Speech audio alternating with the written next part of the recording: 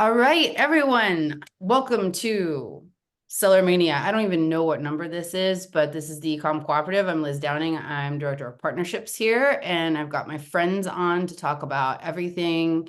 We call this the PPC edition, but it's really the advertising edition. So we do have a couple of housekeeping items. We encourage questions. We're not going to have slides. This is an open conversation. So if you've got questions, pop them into the Q&A, pop them into the chat. We already have one question. We're going to get into that in just a second. So don't worry, we're going to answer your question.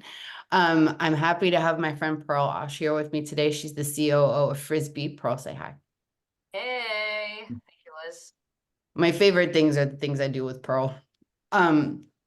So she's going to actually kind of be leading the discussion. I'm going to be popping up some poll questions. I encourage you to answer that. Any of you who registered for this webinar will be eligible for one of the fabulous prizes that are offered by our panelists here, along with also some of our other partners. So that will all be included in the replay. And then if you win a prize, you will be contacted by me personally on your email address that you used to register. So without further ado, I think we will get started. First, let's do introductions. So, Pearl, why don't you introduce our crowd, have them say a little bit about each other. I am awkward. We just had a tornado where I am. So I'm going to come down from my tornado event and let Pearl take the intros. Oh my gosh, that's crazy. Okay, so I guess we'll go round robin style here. We'll start from the bottom. Liran, nice to see you. How are you today? Thank you. I'm doing great. Thank you. Nice to be here. Liran Hirschkorn. I'm the founder and CEO of Incrementum Digital. We help brands scale on Amazon and other retail media channels. Thanks for having me on. Always a pleasure to have. Hey guys, I don't know if you realize that the quality of presenters that we have here.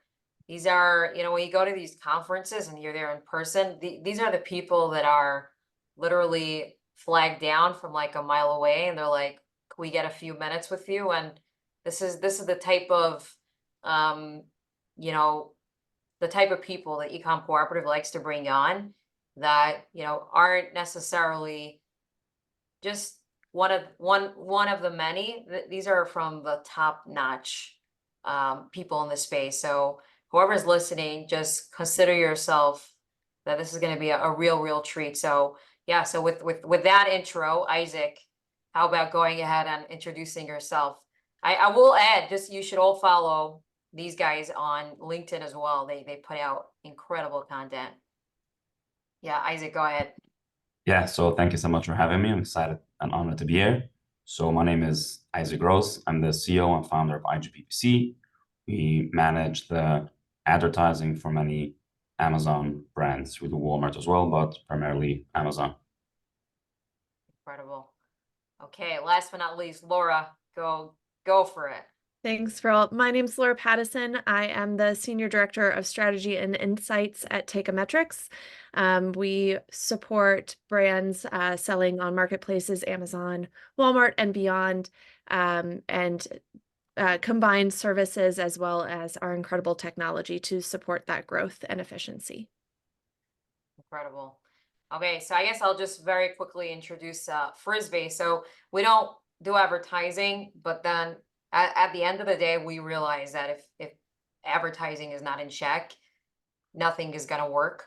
So what we do is we actually help with global expansion. So brands or sellers that are looking to expand into Amazon's international marketplaces, such as Amazon Canada, the UK, etc.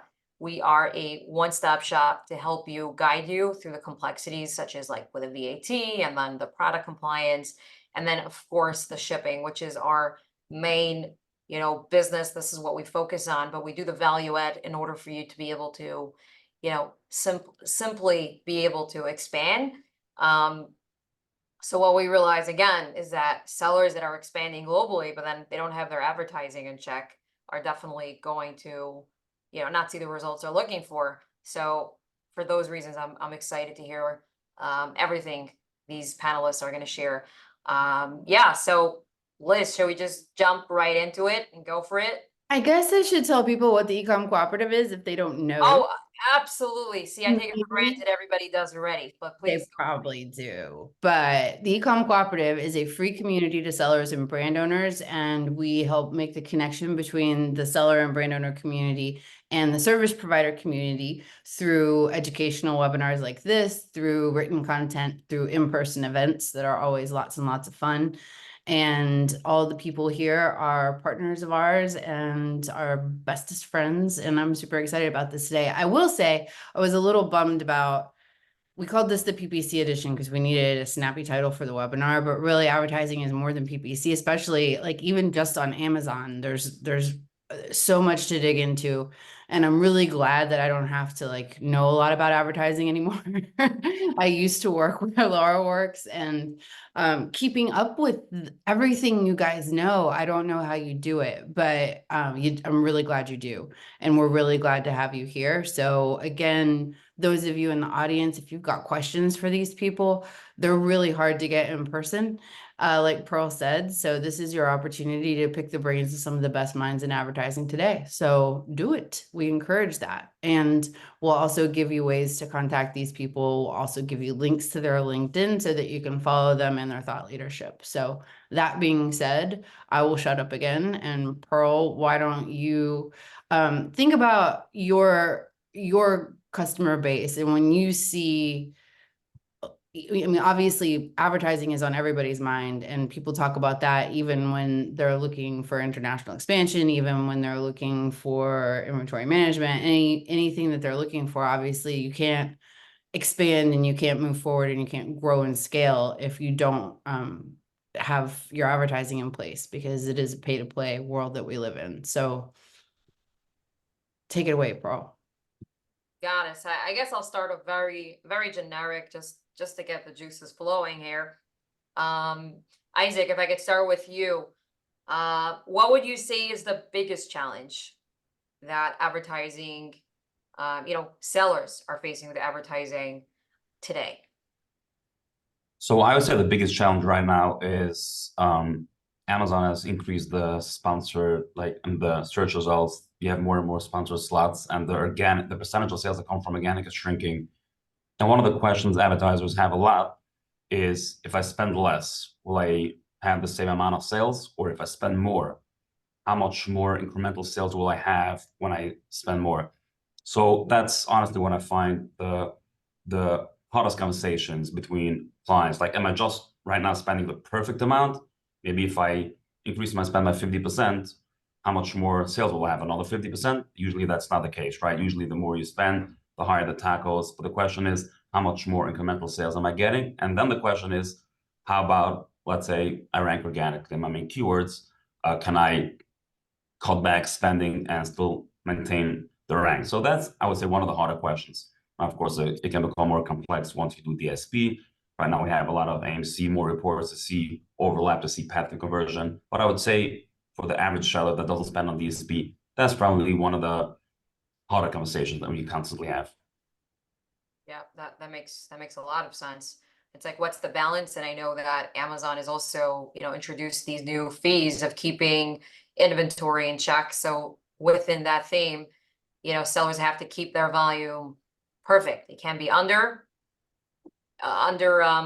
stored, or whatever the right word is for that, but they can be under and they can be over. So I don't know if everybody saw this update from Amazon yesterday on LinkedIn. Dharmesh, one of the senior people at Amazon, did announce that they are going to roll back, rather not roll back, but they're going to put the fees out there where if your inventory is not in check, they're going to charge you for it, but they're going to actually credit you back at the end of April. So that was a nice welcoming touch, I would say, to bad day though. I mean, April Fools. I think a lot of That's people what I was going to say. might be April Fools. So terrible day to announce that, but I think sellers were very happy to see that. So on that topic, but I guess Liran, if you could, let's dive in a little bit into this. So what would you say are some of the strategies around this?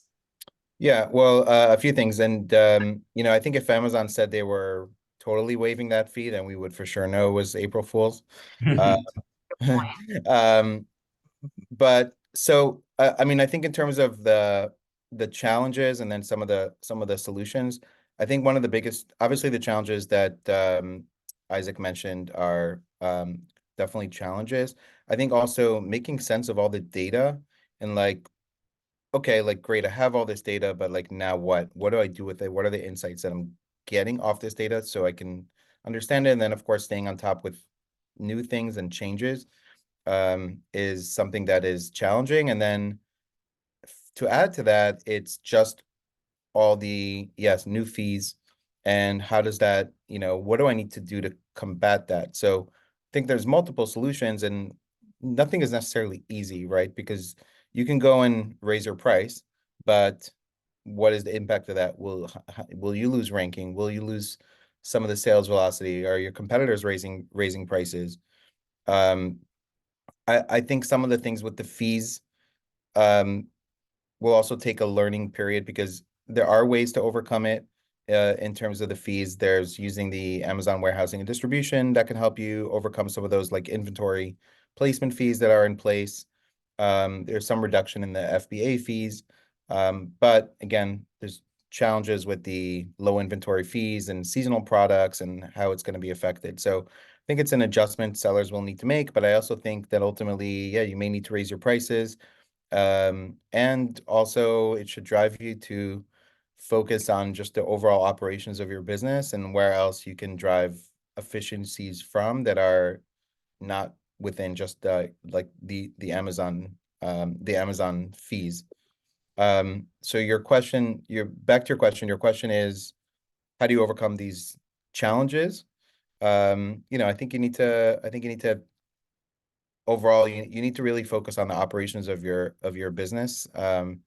You're not gonna have a great business if you're just really good at the marketing side and you're neglecting your operations, logistics, renegotiating with suppliers. There's good opportunity right now to do that. The dollar's gotten stronger against the Chinese currency. Factories in China, I think, are suffering to some extent. The economy's not that great there. So I think you have to find what those efficiencies are in your business and really plan out for how you can maintain your margins on Amazon, which yes, is getting challenging. On the side note, I see, even just conversations I have with people and shoppers. This past weekend, I was talking to some of my neighbors and like they're telling me they're shopping more in Walmart. For example, they're ordering groceries there. Like I do see this trajectory that over time, although it's maybe slow, there will be more options for sellers to maybe diversify a little bit more. TikTok has been one of those places also in some cases. I think for the consumer, there's a lot more options. I don't know from a seller perspective if there is, but they do work hand in hand ultimately. So Right. is just a lot more, I would say, it feels like there's a lot more potential when you're looking to sell on Amazon because of just the track record and for how long all this is happening. But yeah, like you mentioned, there's Temu and there's Shein and then Walmart, obviously, and they're all getting better and better with time to allow the onboarding and the actual selling experience to be reasonable. But yeah, just to, I guess, put in a little bit of that, like, yeah, I totally agree with you when it comes to operations. Obviously, my job at Frisbi as chief operating officer is making sure operations are in check, and I could clearly see how that has such an impact on the organization as a whole. And yeah, we as an organization did work a lot for the last, I would say, better part of the last 2 years on how could we reduce a lot of the manual work and things that could be done just smarter using AI or using, spreadsheets and things like that.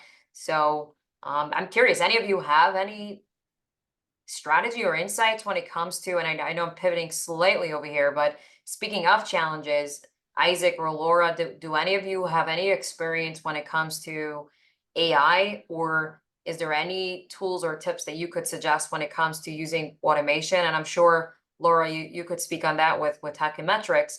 But what are some tangible tips or tricks that you could give a seller that's listening today that could be like, oh, wow, I didn't think of that. That would just save me so much time. And of course, that would reduce costs.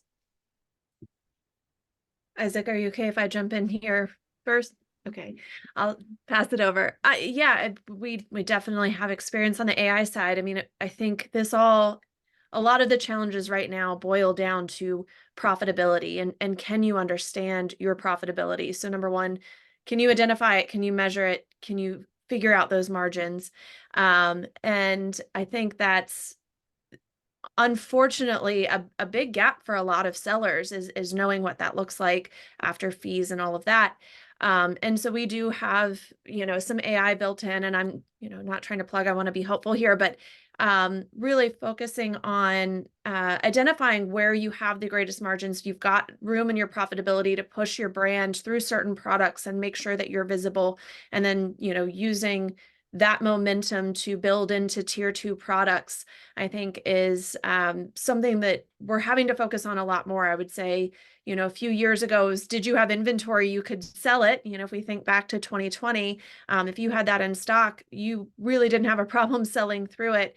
And now things have shifted to where fees are increasing, cost of production is going up, price points and understanding price elasticity in your category is critical to making sure you can maintain those margins.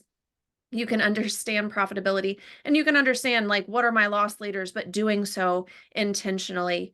And so we do use AI at Teika to help you identify what should your ACoS target be. If you were to shift your ACoS target and focus on profitability, at what point, and it's just a couple percentage points, can make a big difference in terms of accelerating profitability and saving those advertising dollars, but really boosting that flywheel to get that moving so you can rely on organic more. Amazing. So I'll answer that. So in terms of actually using AI to manage the ads, we're still very more hands-on. We have great tech, but it's more rule-based, less so automated AI. But I think where sellers can use AI just in a very simple manner, things that used to be a complicated Excel formula, like it used to take a long time to build an Excel formula. Right now, you just put in the numbers that you want, and AI gives you the answer fairly quickly. It can also give you the formula that you can just copy paste into Excel. But even without that, many complicated formulas, even right now, maybe with all the fees, you can put in exactly what your sales were, a lot of different calculations, and AI it spits you out the answer fairly quickly. I mean, again, as an agency, we use AI in a lot of different ways also, but that's in terms of how I believe sellers can use it. Yeah, I would say we also use AI in a lot of our operations. And what I would say is make a list of everything you do that you're doing more than once, because the things that you're doing more than once, you should think about, how can I automate this? And we use tools like Zapier a lot that interacts with other software to automate things in our business. And you could do that for a lot of things. I can give you one example. We use ClickUp, and we have an automation in ClickUp that works with ChatGPT, OpenAI, and we just put in an ASIN and hit enter, and then we get a summary of a lot of questions that we asked through a prompt of information about that ASIN. For example, tell me, more about the product. Who's the target audience? What are some keywords I can think of that I might want to negate from the beginning, just based off of this? So, and you could do this for, whether for your product research, for many aspects in your business. You can use this, especially if you have a team of, let's say, a VA or, a team for your team. You can help set up these prompts. And yeah, it may be useful for you to even seek out, if this is not your expertise, seek out a consultant. There's plenty of people you can find on platforms like, Upwork or other places of consultants who can help you think about what you can automate. But I would first make a list of what are all the things that we do in our business that we do more than once, and you can get a lot more efficiency. I just saw somebody yesterday who posted in a networking group that I'm in, that 70% of their customer service chats on their website in the last month were completely 100% handled by AI. All of them start with AI, but 70% went from start to finish just using AI. Wow. So, you could definitely get significantly more efficient. Obviously, there's other things around video and creatives and other things where you could use AI to create a lot more efficiencies in your business. I have a question for you, Laura. Would you be comfortable automating ChatGPT negative keywords without a human being reviewing it? No. Oh, you would. Okay. No, we Well, have we have, you know, we have we look at it and then we make that decision. right. I would say that's the value of an agency. You know, we shouldn't just be automating without you know, having eyes on it. Mhm. Right. But you know, as a seller, if you see that it's pretty consistent, you might be able to do that. Or again, just having that second look is going to reduce the amount of time that takes you in the first place. Also, for us, it helps our team it helps make sure our team really understands the product in a lot of ways. So when we're doing product research, competitor research, etc., we really want to understand the market, who's the audience, etc. And this gives you at least a baseline starting point, besides all the keyword research and everything else that we do. And especially if you think about it, you have somebody, you know, in the Philippines, right? They're not a native English speaker. Like there are things you could do to help them and make them significantly more efficient in terms of what they do. And, you know, again, you may be able to, where you had 2 VAs before, maybe you need one because you have a lot of things automated in your business. So I would challenge you to ask yourself, what are the repeatable tasks in my business? And can it be automated? Or at least can it be semi-automated, right? Can you take it 70, 80% of the way there? Right. I And just want to add one more point, just not related to AI, but the idea of adding negative keywords even before starting a campaign. I've seen this a lot with sellers who are more used to, let's run a campaign, let's see what doesn't work, and then we'll negate it. But many times, let's say you have, let's say, shoes for men, right? You can start negating women right from the get-go, like certain words that you know that this Right. will never convert. And that's something that Amazon might confuse at the beginning and still show you up for that search terms. So that's just a good tip there as well. Smart, and Right. that would save money, obviously, right? Because you're not paying for those searches. Right. Very Yes. smart. Yeah, you're not paying for those clicks. And also, you, in general, are giving better signals to the algorithm of what your product is relevant for and what your Mhm. product is about, right? So, especially a new product, you kind of, Amazon's algorithm gets a better understanding of what it is and what it should rank for, etc. Right. And a good way also to see how Amazon understands your product is to see the suggested keywords that they give you when you put in the product to create a campaign. So if you see, let's say, when you start creating a manual campaign, there's suggested keywords is like all over the place, and you get a lot of irrelevant keywords, you can start off and putting these keywords even as a negative phrase, they're really not relevant before you create the campaign. Yeah. really appreciate the sentiment of my favorite colleagues are the ones who despise inefficiencies in their day-to-day, and they're always looking to automate, something they have to do twice or 3 times. Taking it one additional step, it's also the aggregation of data. One brand in isolation doesn't have as much data as a machine that's able to aggregate all of that data and bid or surface keywords for addition or negation, ACoS targets, understanding conversion rate differences throughout the day, things like that.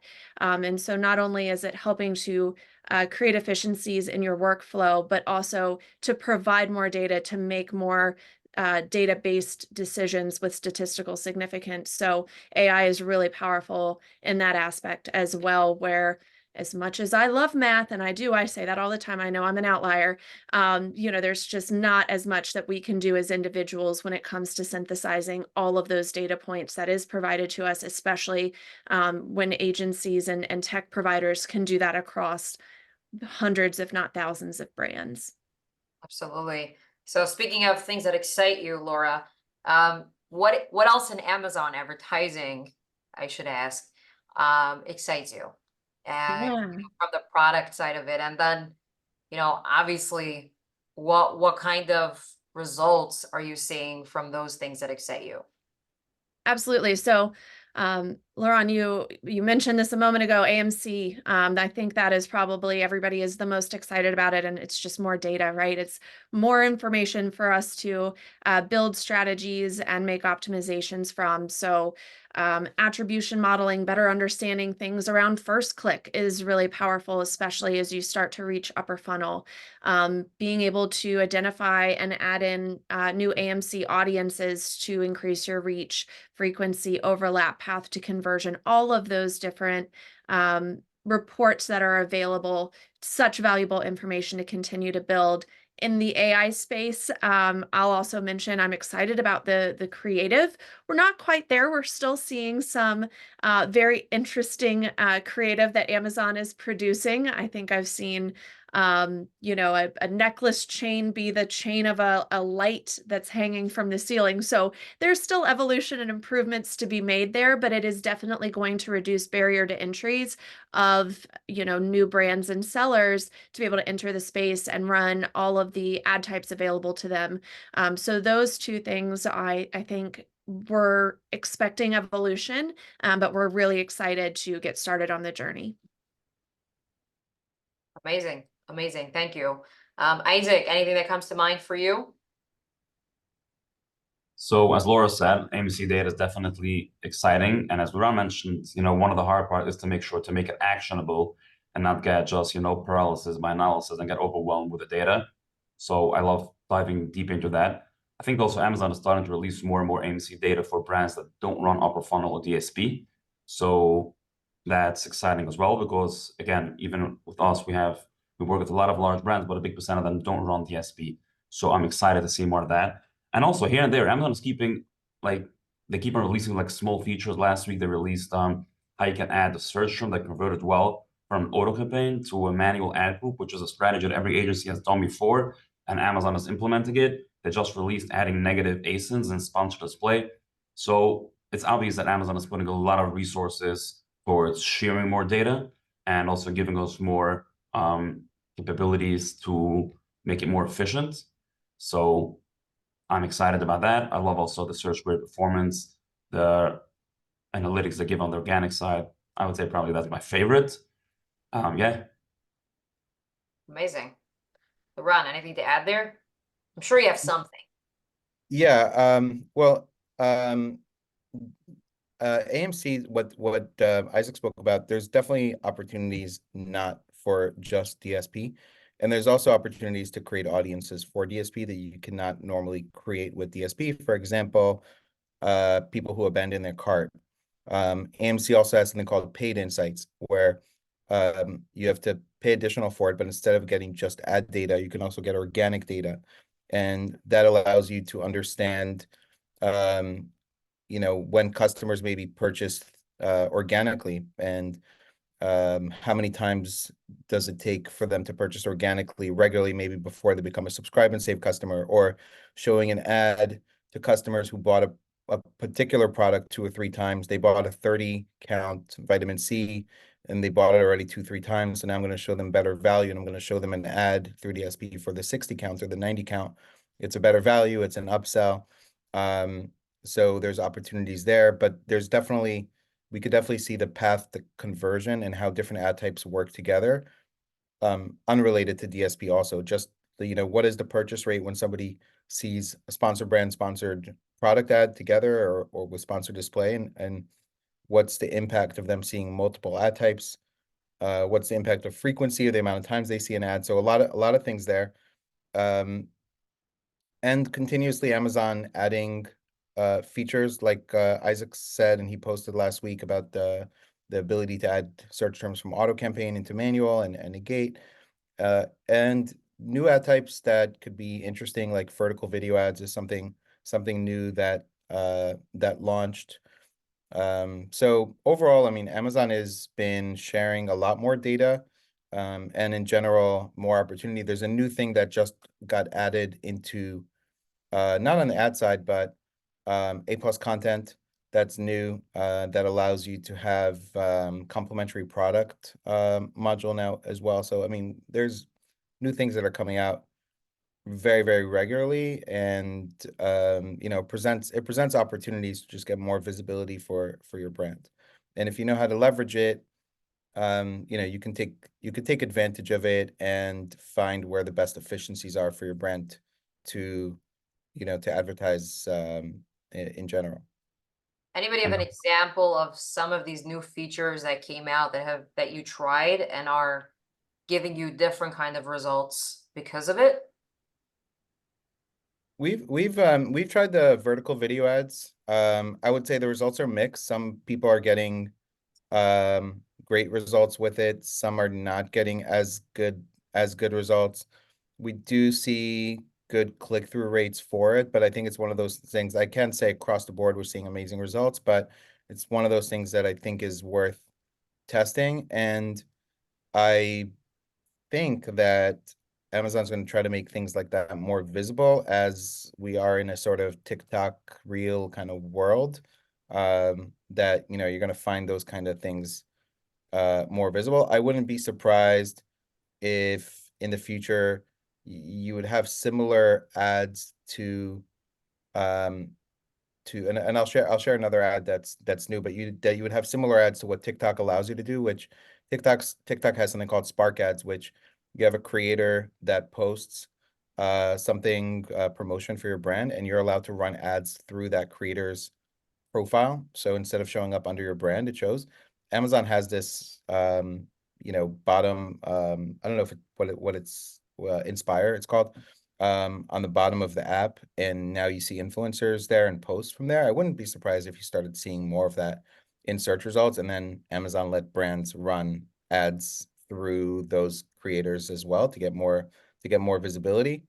And then also recently Amazon has allowed you to boost posts posts that you have for sponsored brand ads. One key thing about it is your post, which are free, and video posts are also new and free also. One thing is you have to have at least 3 products featured in that post in order to boost it for a sponsored brand ad. So that's something that's worth testing as well. That's great. And these are, I'm guessing, some of those things that you've seen actual tangible results with.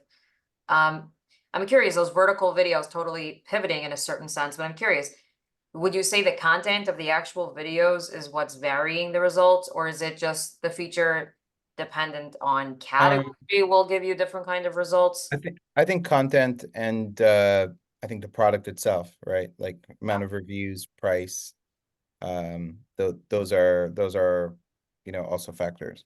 Have you noticed target demographic plays any kind of role? I would assume this, you know, TikTok, I think, is creeping up in terms of its target demographic, but it was historically, you know, 18 to 34 was the primary user.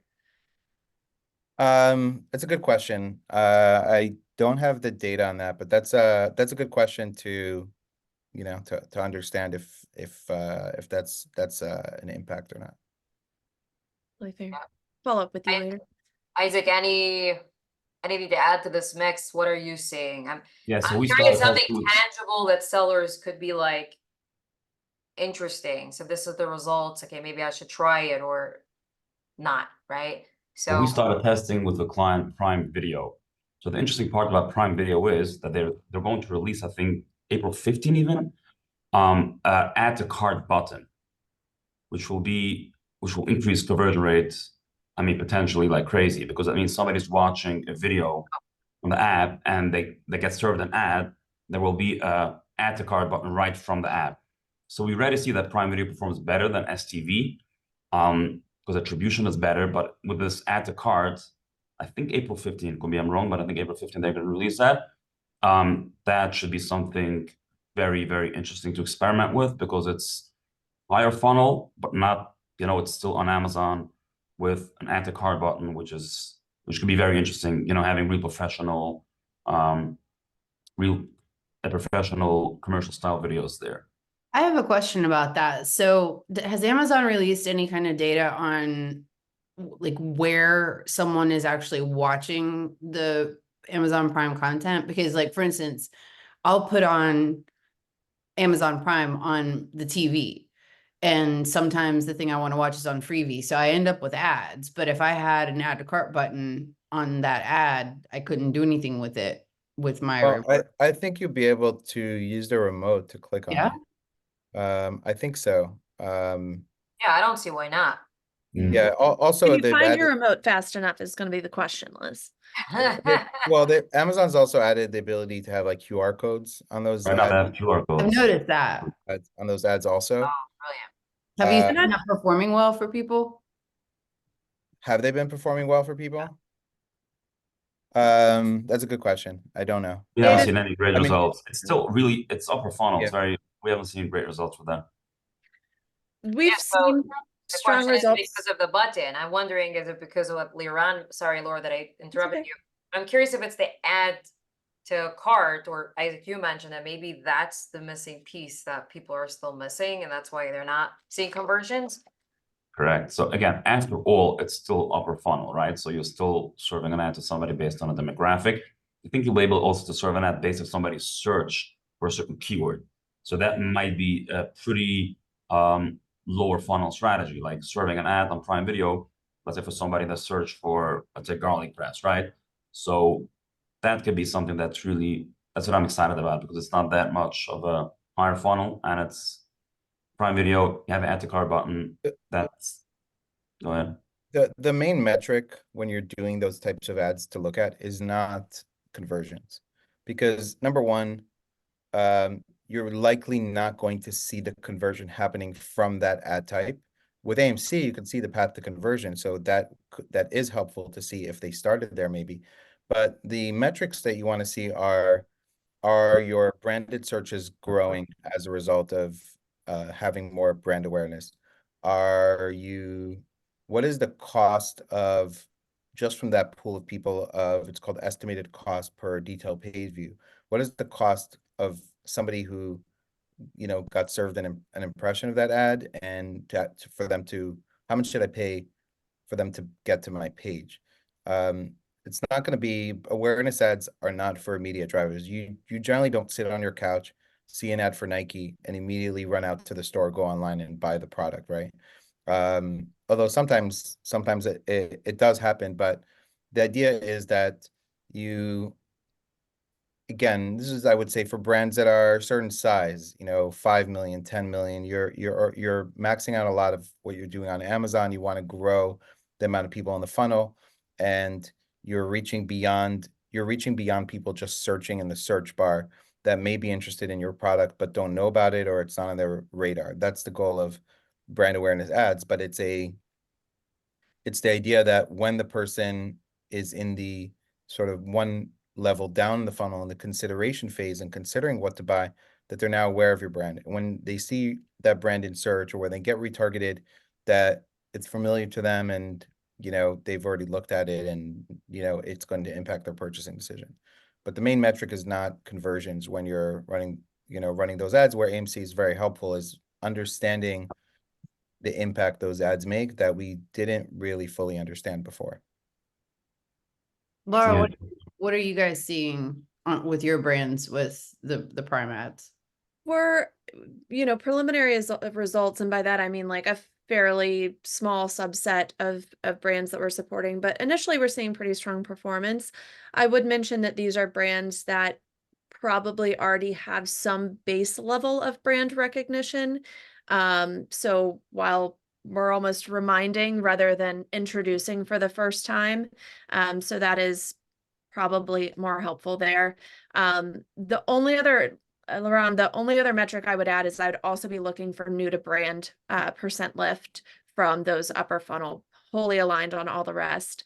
And my only other question to Amazon, I think, and this is an opportunity, you can tie my login from Prime Video to my app to have something across the top of the page of like products you recently saw in commercial, and highlight those to me so I can say, oh, I know it's going to be there in my app the next time I log in. I saw that garlic press, Isaac, to your point, and then I go and log in and it's kind of there at the top. I haven't missed that. They could track it better, and it feels really beneficial to the brand. So since you're tying those two logins together anyway, just surfacing it right there in the app, and you're not going to lose something you saw on TV just because you can't find your phone or your remote, seems like a great opportunity to facilitate those conversions. Mm-hmm. So Amazon, if you're listening. Yeah, they just sent out another LinkedIn update. What do you mean? Done. Great. That was quick. That's very, very helpful. I'm learning a lot. This is And, a and, fantastic conversation. Yeah, and Laura. Pearl, just to add on the new to brand, what's pretty cool also about the Amazon Marketing Cloud is that it shows you new to brand clients, new to brand sales down to the keyword level and at the campaign level. And Amazon currently on the ad console only shows new to brand on sponsored products. They don't show new to brand sales that come as a result of a campaign in sponsored. They only show it on sponsored brands, not on sponsored products. And with Amazon Marketing Cloud, you can see which of your campaigns and targeting is driving new to brand sales, which is again also very interesting, which is why, you know, if you're able to get access to AMC data, it's worthwhile. Even like Isaac said, even if you're not running AMC, it's worthwhile to get access to that information because it can give you a lot of insights of, okay, like this campaign maybe has a little bit of a higher ACoS, but it's driving more new to brand customers, for example, as opposed to returning where maybe on cannibalizing organic sales, for example. So a lot of great insights that you can get from it. And again, go back to the challenge. There's a lot of data, and understanding it and analyzing and what insights, actions you could take from it is, I think, one of the challenges that, you know, that brands have. Ron, you're tying it up with a nice little bow. I mean, that just goes right back to the very first question, which is, you know, what challenges are people facing, and identifying what is actually accelerating, what is driving incrementality and reducing cannibalization is helping to reduce wasted ad spend. So just tying that up, you're tying that up with a nice little bow. Yeah, he's good at that. Okay, so Only in speech, but not literally. I can't wrap a present or put a bow on anything. I would say another you have to play interesting, for it. Yeah, go ahead, Isaac. like time to conversion is also a very interesting metric that you look at in AMC, even if you don't run DSP. So for example, if you see time to conversion, let's say it takes 7 days, you can run even sponsor display remarketing campaigns for shoppers that only viewed your ad but didn't buy it. If you see, for example, I posted a link that yesterday we have a brand that had over 20,000 orders that the purchases were made in less than 10 minutes. So that shows you how quickly people buy the product. And this can just give you insight on how clear and precise your listing should be, because people make almost, again, they had 9.3 thousand orders made in less than a minute, right? So you want to make sure you have precise data that a customer can make a split-second decision, decide, let me buy your product, or vice versa. If it takes longer, you want to retarget them.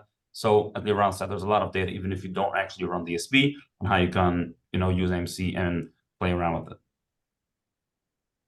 Wow. Yep. That's pretty impressive. I guess to start winding down here, I'm curious, maybe Laura, you could start with this question. What kind of, or what other platforms are you hearing from sellers or brand owners, you know, about advertising, obviously, right? So what other platforms are sellers or brands most interested about out of Amazon? Yeah, I mean, I think it kind of depends on the space you're in of what you're going to hear, both the categories of the brands that you support, whether they're more fit for a Wayfair, a Kroger, a Home Depot. Ultimately, I'll mention Walmart is a big one, and we kind of lean into that space, so it's probably a self-fulfilling prophecy, but Amazon, Walmart seems to be close behind in what they're building out. I'm hoping, it sounds like Target's continuing to make strides. I think a lot of people want to be in Target, and they're hopefully closing a lot of gaps there in the experience and the auction style and those types of things. Fingers are crossed.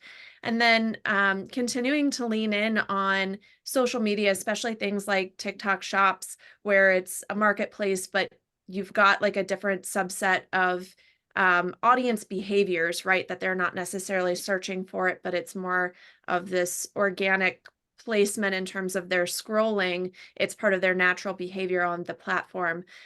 So for us, it's primarily Amazon, Walmart, and then we're looking at some other marketplaces, but the kind of hybrid of marketplace / social is going to be something I think that will accelerate relatively quickly.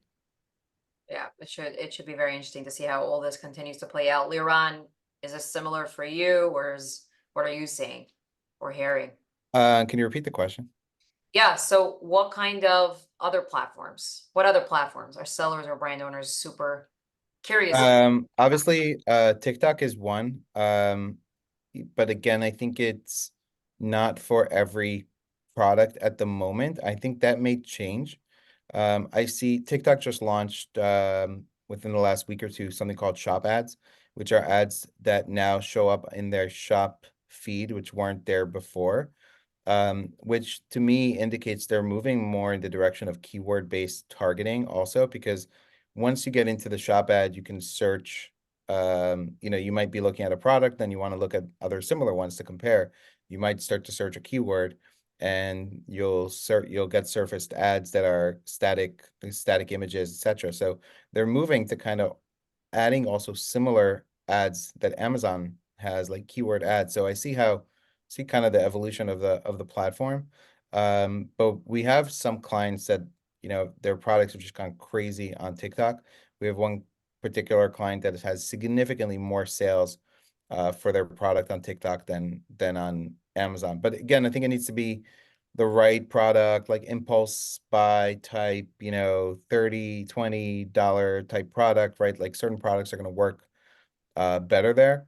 And I think Walmart also, I see, I think Walmart's going to continue to grow and be an opportunity.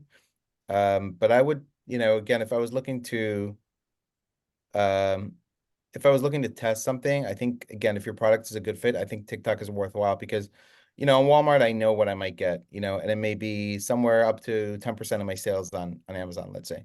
On TikTok, the product could go viral if you have the right, if you have enough creators putting content out, etc., and you can have massive amount of sales. Also, you have to be aware, right? How is that going to affect your inventory levels if it does happen? Are you prepared for it? What about those low inventory fees that are going to come on Amazon if you're low on inventory there, right? So you need to also think of it. Do you have the inventory available if that happens, or are you okay with the consequences if that happens? But I think it's a platform that's worth testing. I think it's going to continue to evolve. I do think it's going to stick around. I don't think it's going to get banned. I think it's also going to evolve to have more search-based targeting. The nice thing on TikTok too is, just like Amazon shows you the amount of units sort of sold, TikTok also shows you. So you can look at competitors, you can look at other products, and you can see the amount of units sold. I'll also add that it's not just $30 products. I've been seeing ads lately a lot for the Wise vacuum. They have a similar kind of vacuum as the what's the other popular like brand, Dyson. They have very similar Dyson, but it's like $99. And I think I saw something like for the other day, like 18,000 units sold or something like that. Wow. Massive amount of units sold. I need that vacuum. That's what I'm going to be looking at. See, What's you that? need an ad for them. That's right. Hopefully I'll get an Purchasing. affiliate commission when you buy it. So there are also higher priced products, but like there's some amazing creatives.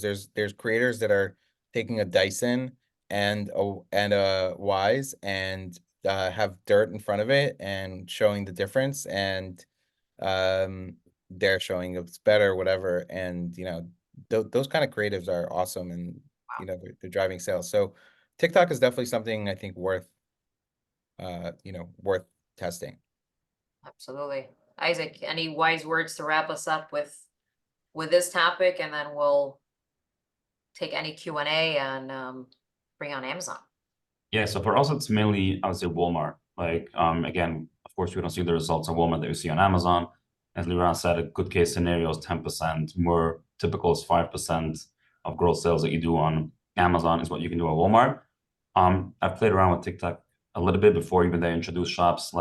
Just like we got over 1 million views for maybe $1,500 or $2,000 in ads, and it didn't make any dent into the product. So it's something that's really, it depends on the creator, on the product, if it picks up or not. So I'm not an expert at that. So for us, it's Amazon and Walmart.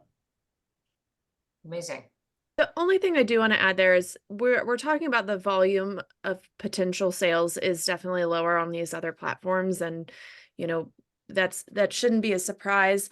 I do just want to say competition there is currently lower, and they recognize the opportunity is lower, and so CPCs are certainly lower as well. So we do see stronger efficiency, but overall potential volume is often not at parity. So it's still very much worth it because that efficiency is there.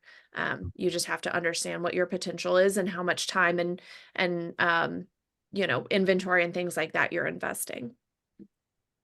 Yeah, that makes total sense. But speaking about operationalizing, right, like what we discussed earlier, I'm assuming that the profits are way higher on the other platforms if you're not paying for Amazon advertising the same way on these other platforms. I mean, all that is, I mean, and you should take advantage of it. Just realize all that is temporary because every new platform is going to give you more organic reach, less fees. TikTok just announced, I think they're raising their fee from 2% to 8% referral fee, right? Like as they get more sellers on board, as they get more shoppers buying, right? Like that's just a playbook for every new platform. So it's good to take advantage of it, but it's also not going to last forever. Hopefully there remains a first mover advantage, so you get that benefit kind of more long lasting, building into that, assuming there's a similar flywheel effect. But 100%, those CPCs are already seeing start to increase year over year on Walmart and things like that. It's still not to Amazon levels, but for sure. Yeah, we see that with Amazon's new marketplaces. Speaking on, you know, international growth, the sellers that are first to market and the first to expand into those marketplaces, I'm talking from, you know, like either a new category or just simply being the first one just in general. When Amazon announces a new opportunity, it might take a little time, but they are like the OGs. Like we clearly see them from the very beginning working with us for many, many years and just continuing to grow in that regard. So yeah, when it comes to international expansion, I would say same idea, way less saturated, a lot more potential when it comes to profit, not necessarily volume as much.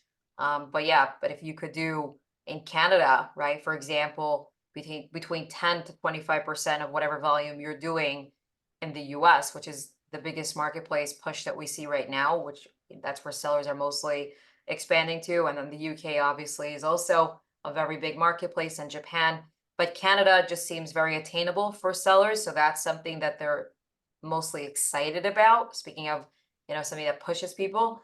So yeah, with those, they see just a lot more profit margins. And it's amazing when you think about being a pioneer, what it could do for you.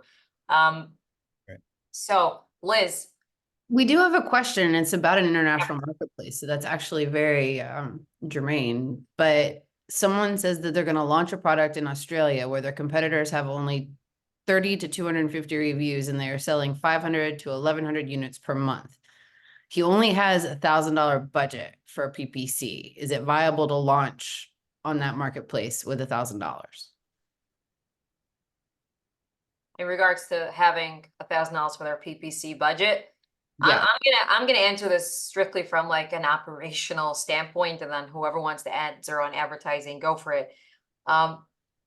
If somebody has 30 to 250 reviews, right, and they're selling between 500 to 1,100 units a month, I'm curious if you're able to look up to see if they're doing any advertising, because quite frankly, when it comes to international selling, you have to do very little advertising for the same reasons I just mentioned, where there's very little saturation on those listings or just in general. So I guess if it's something that people are just in demand for, and Australia, just FYI, is a very good marketplace to sell on, I don't see why you wouldn't be selling as many units and making back 1,000 times, you know, whatever your PPC budget's going to be. But whoever has some more insight from an advertising perspective, please go for it.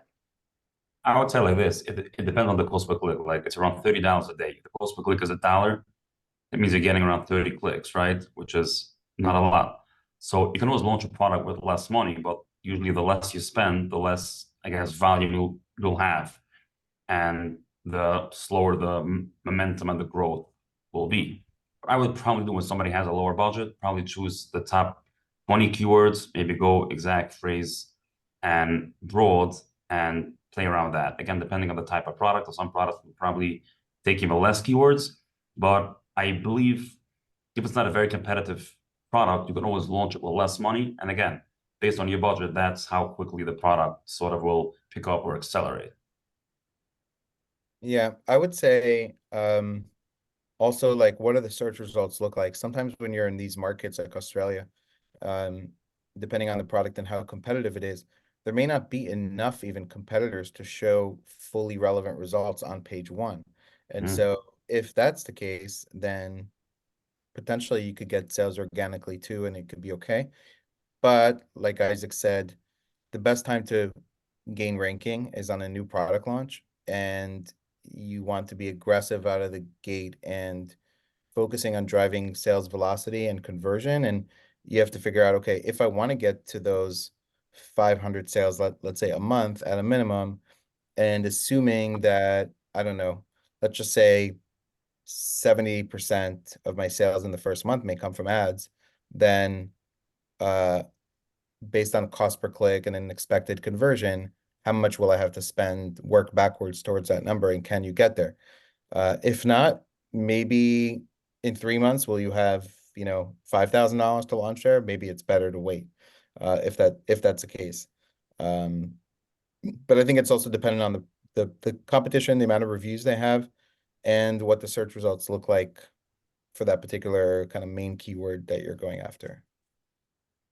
Aligned with all of those, I think if you are going to advertise, you should be really intentional about the targets that you have and make sure that you can fund them and have enough data to make sense of how to make adjustments for optimizations. Maybe you don't need to, maybe you do like buy the buy box targeting or sponsored display targeting and target some ASINs that are leaders in the category at this time. But ultimately, don't spread yourself too thin with a small budget. Exactly. Very cool. Let's go for it. All right. Well, thank you all so much. We have concluded the advertising portion of today's session. So I'm going to thank Isaac and Laura and Liran a whole lot for being here. And you know that we're going to have you back as soon as possible. Thank you, Pearl, for your expert co-hosting.